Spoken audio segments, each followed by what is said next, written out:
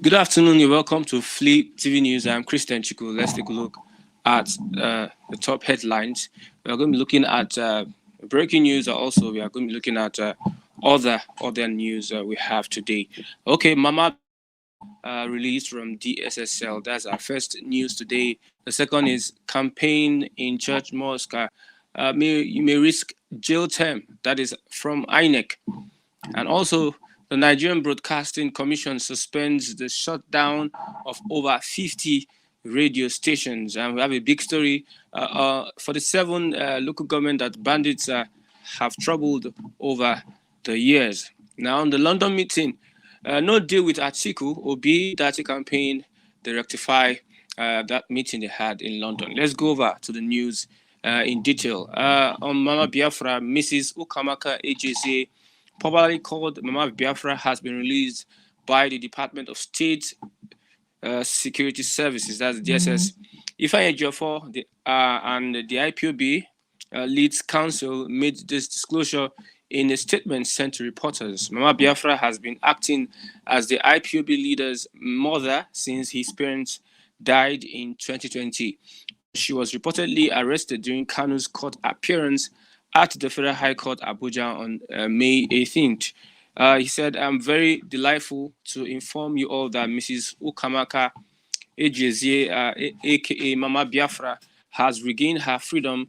She's now out of DSS dungeon, thanks to Chukwu Okike Abiyama for this huge success.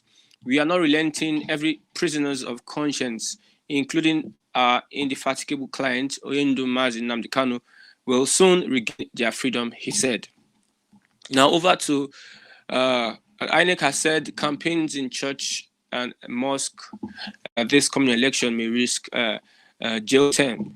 Exactly 1 month to the commencement of campaigns for the presidential and National Assembly elections, the Independent National Electoral Commission has warned political and candidates against the use of masqueraders, public facilities, and religious centers for campaigns. The commission asked political parties to align strictly with the provisions of the Electoral Act to avoid sanctions as stipulated by the Act. INEC had fixed September 28 for the commencement of campaigns for the Presidential and National Assembly, while the elections will hold on February 25th to 2023.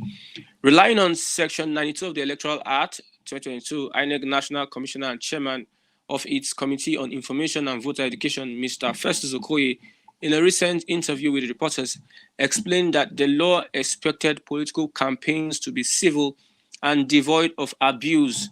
Quoting from the provisions of the section, Okoye said, Section 92 of the Electoral Act makes it mandatory that a political campaign or slogan shall not be tainted with abusive language, directly or indirectly likely to injure religious, ethnic, tribal, or sectional feelings. Therefore, abusive, intemperate, slanderous, or base languages or insinuations or innuendos designed or likely to provoke violent reaction or emotions shall not be employed or used in political campaigns. Let's look at Nigerian Broadcasting Commission suspend the shutdown of over 50 radio stations. The National Broadcasting Commission, NBC, has temporarily suspended the shutdown notice it issued to media outlets that are indebted to the Commission. The Director General of the Commission, Balabari Shehu Ileha, disclosed this in a statement on Friday. The Commission had on Friday, August 19, 2022, revoked the licenses to over 50 broadcasting stations, including Dark Communications Limited and Silverbird TV, Rhythm FM, and requested them to shut down within hours. But on Friday, Ilela said the Commission had received positive responses from the debtor licenses, including big players in the broadcast industry. We have a big story today for the 7 local government areas where bandits have troubled currently and also in the past. No fewer than 47 local government areas in the Northwest Zone are troubled by bandits who terrorize, kidnap, and kill innocent citizens. Investigation indicates that most of the local government areas suffer constant terror attacks from the bandits as they operate unchallenged, leaving areas ungoverned due to the absence of any symbol of authority. The bandits in some states like Zamfara, Sokoto, and Katsina regularly impose taxes and levies in some areas on locals for providing protection for locals against rival gangs within the axis. Katsina, Sokoto, and Zamfara states, which have their local government areas along the Nigerian border, depend on the security forces of neighboring Niger Republic for the safety of locals.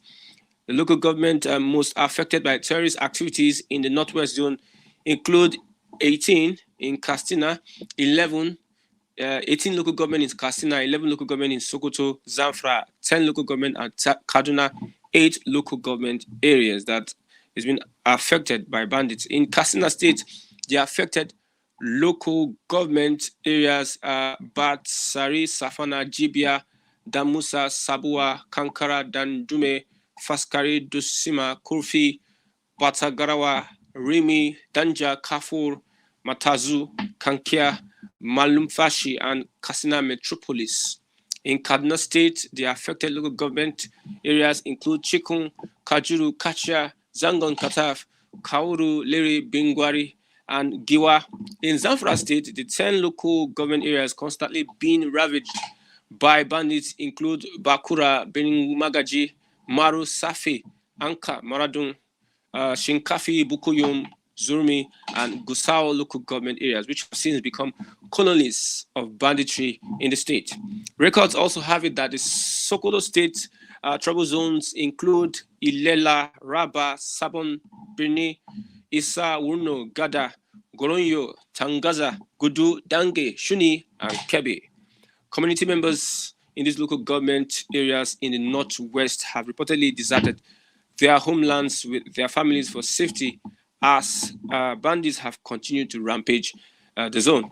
According to reports that since the outbreak of terrorism in the northwest, starting from Zamfara State, the entire Almajiri system has surged with the influx of destitute widows and in the streets begging for arms. And lastly, let's look at the London meeting. The Obi Dati campaign managers have responded to reports that there is a sinister move by Obi in London. The media office of the Obi Dati 2023 presidential campaign has debunked the speculation that the presidential candidate of the Labour Party, Mr. Peter Obi, has entered into a political deal to support the candidate of the People's Democratic Party, Alhaji Atiku Abubakar. The campaign office, in a statement in Abuja yesterday, described the speculation as the handiwork of propagandists who indulge in distorting facts in the pursuit of imaginary relevance for their paymasters. The statement reads in part, rather than strive to contend with the hard sell of their candidates, these mischief makers bandy about misleading account of the issue-based messages of our candidates just to score cheap points and thus discredit the discerning public. While we understand the frustration of dealing in their hard to sell expired milk in a competitive market, the fair play rule demands that you don't associate the good with the bad product. We demand honor even amongst thieves.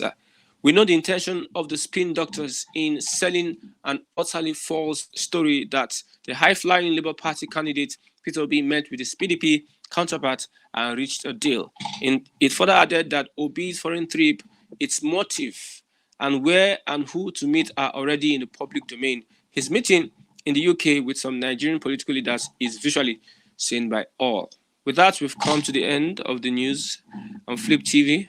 I hope you enjoyed the report. Thanks for watching. Bye for now.